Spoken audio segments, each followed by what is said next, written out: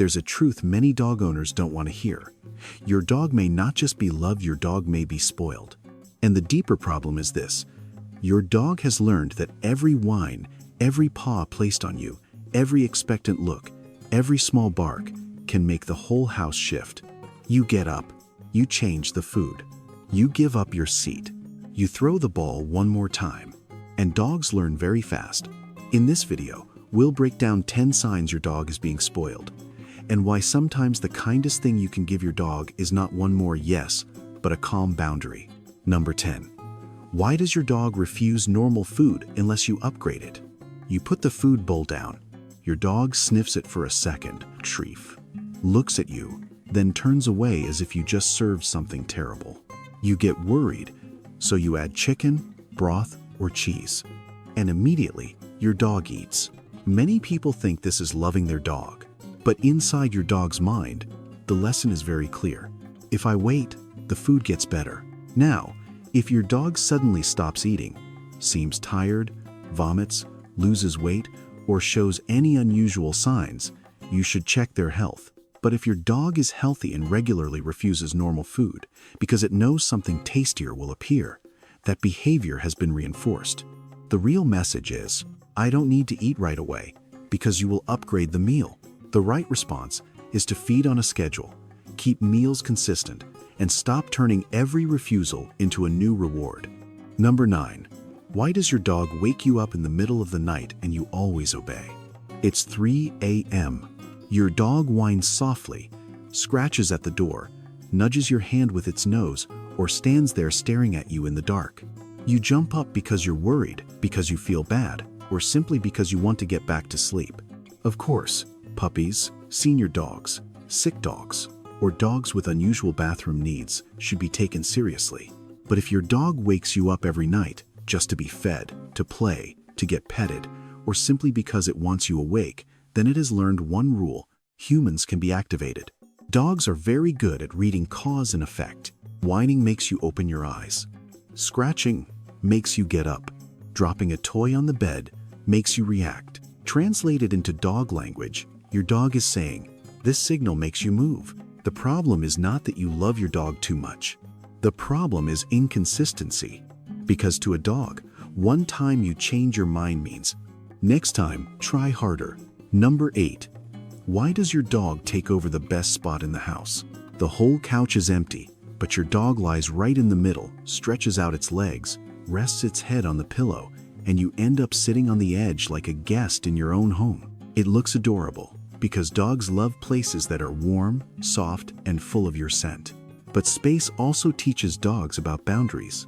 If your dog is always allowed to take every spot, block every pathway, climb onto every chair, and no one calmly asks it to move, it may learn that human space is optional. The common misunderstanding is, it just wants to be close to me. But if your dog growls, freezes, stares, or becomes uncomfortable when you try to sit down, this is no longer just cute. Inside your dog's mind, this behavior means, this place is mine. The right response is to teach calm boundaries. This is your spot, and this is the human spot. If your dog has ever taken over the couch, the bed, or even your exact seat, comment number 1. Number 7. Why does your dog bark once, and the whole house immediately reacts? Your dog barks at the door, and you open it. Your dog barks at a toy stuck under the couch, and you get it out. Your dog barks while you're on the phone, and you stop the call. Barking is natural communication.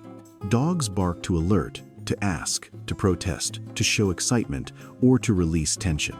But communication turns into control when every bark creates instant service. The common misunderstanding is, it's talking to me. But sometimes, your dog is pressing a button. One small bark is not enough, so it tries a sharper one. And if that sharper bark makes you rush over, your dog learns that volume has value. Translated into dog language, it is saying, this sound makes humans move. If your dog is scared, in pain, or suddenly barking in an unusual way, pay attention. But if your dog barks because dinner is a few minutes late, or because you stopped petting it, teach it that calm behavior works better than noise. Number 6. Why does your dog drag you through every walk? You clip on the leash, open the door, and your dog pulls you toward the tree, the other dog, the park, and then the neighbor's yard. Many people say, it's just excited.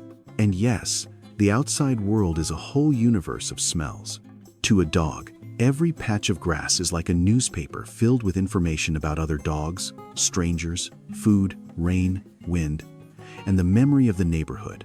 But a dog becomes spoiled when it learns that pulling is the fastest way to get what it wants. It pulls toward a smell, and the human follows. It pulls toward the park, and the human follows. Translated into dog language, your dog is saying, I choose where we go, and you follow. The right response is to reward a loose leash, gently change direction when your dog pulls, and teach your dog to check in with you. A walk should be cooperation, not a battle over who holds the steering wheel. Number 5. Why does your dog jump on people and everyone calls it love?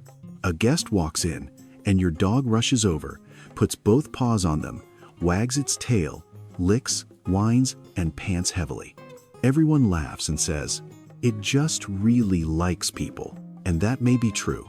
But love without boundaries can still make other people uncomfortable. Jumping often starts when a dog is still small. A puppy jumps up, and everyone praises it, pets it, picks it up, and speaks in a sweet voice.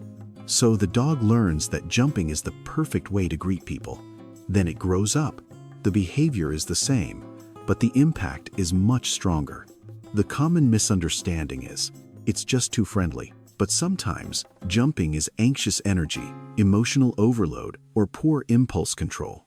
Inside your dog's mind, this behavior means, my emotions are spilling over, and I don't know where to put them. The right response is not to punish the happiness. It is to give that happiness a shape. Calm behavior gets to say hello. Number 4. Why does your dog only listen when it sees a treat? You say, come here, and your dog looks at you, then just stands there. But the moment your hand touches the treat jar, it suddenly becomes a perfect student.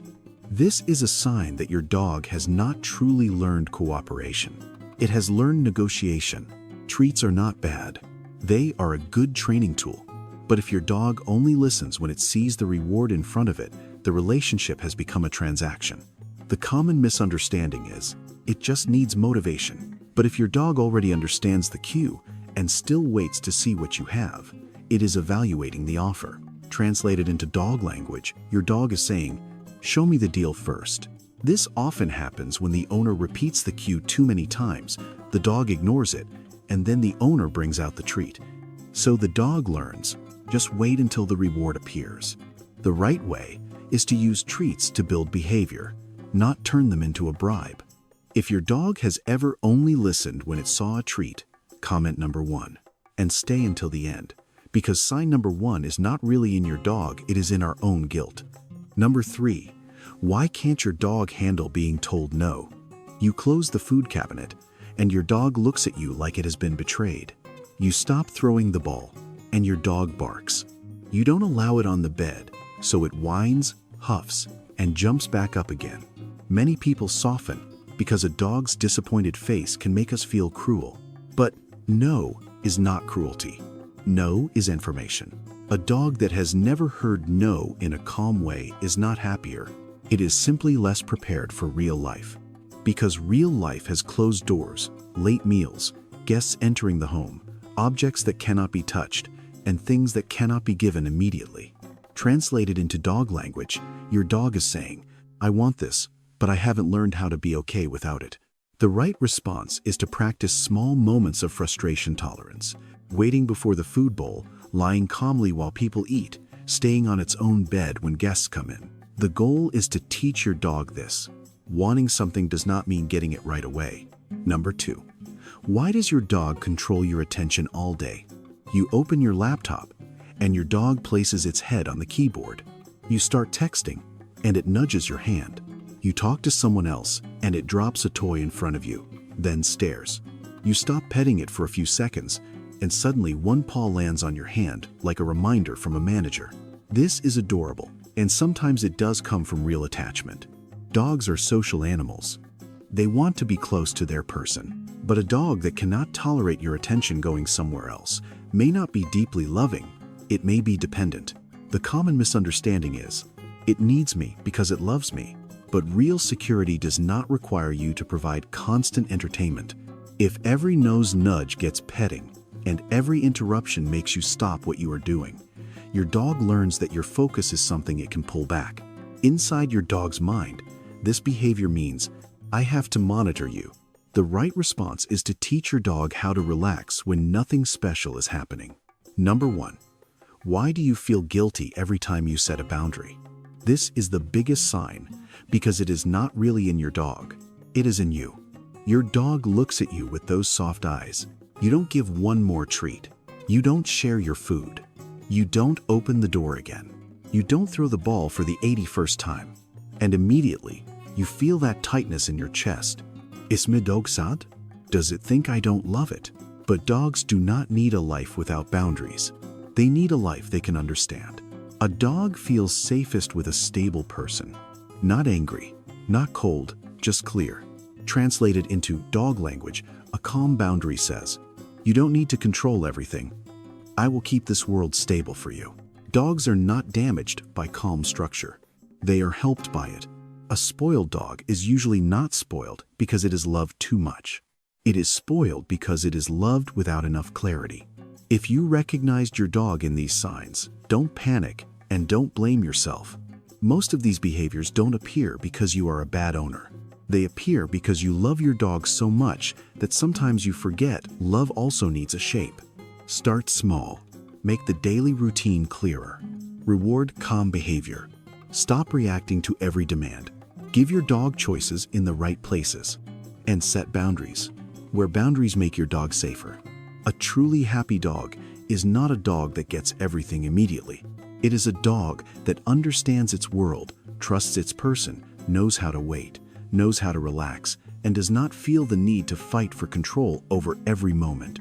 If this video made you see your dog differently, subscribe to Paws and Patterns.